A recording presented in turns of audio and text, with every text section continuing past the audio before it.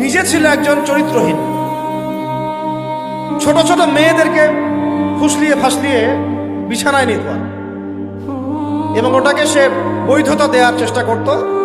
ওদের জেনারেশন, ওদের প্রজন্ম তো এরকমই, দেখেন না আপনারা, ওদের ওখানে, ওদের তো ফ্রি দেশ, কি বলে ফ্রি দেশ, মানে যে যার সাথে করতে পারে।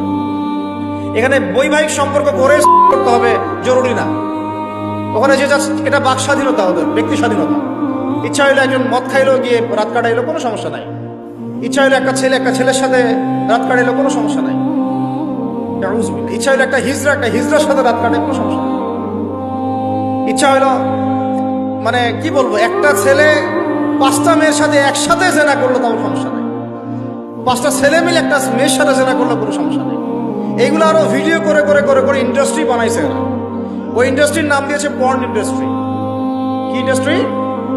Porn industry. এগুলো যেগুলো অনলাইনে দেখানো হয়, এগুলো কোনোটা বাস্তব না, রিয়েল না, এগুলো শুটিং করা। এগুলো কি জাস্ট যেমন নাটক সিনেমা আপনারা দেখেন শুটিং করা, এগুলো কি বাস্তব?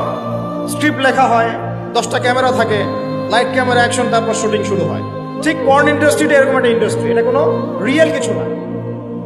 ওইটা সারা দুনিয়ার মানুষকে এরকম নগ্নতা ছড়িয়ে দিয়ে ইন্টারনেটের মাধ্যমে প্রত্যেকটা দেশে দেশে পুরা দুনিয়া ছড়াই দিল।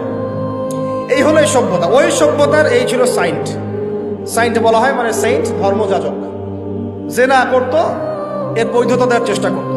তো ওই সময়ে যে রাষ্ট্রপ্রধান ছিল, ওর নাম সম্ভবত ক্ল্যাডিয়াস না কি জানি হবে, আমার মনে নাই, অনেকদিন আগের পর, মেবি দ্বিতীয় ক্ল্যাডিয়াস হতে পারে, নামটা ভুলও হতে পারে, দেখে নিয়ে চেক করে।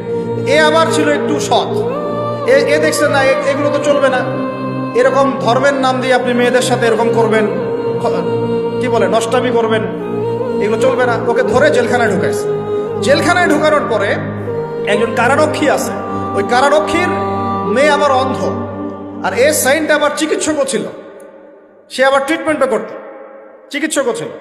তো সে চিকিৎসা করে করে ওই মেয়েটার চোখ কিছুটা ভালো করে দেয়। পরে ওই মেয়ের সাথেও আবার জেনায় লিপ্ত হয়। এরপরে একে ফাঁসি দেওয়া হয়।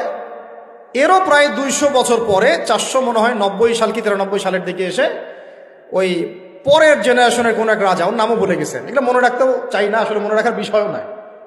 সে এসে ওই দিবসটাকে চালু করলো যে সে একটা খুব বড় মস্ত প্রেমিক ছিল, মহাপুরুষ ছিল, মহাপ্রেমিক ছিল, তাকে স্মরণ করে রাখা উচিত, স্মরণীয় করে রাখা উচিত। ওই সময় থেকে যে 14 ফেব্রুয়ারি ভ্যালেন্টাইন্স ডে চালু হয়েছে।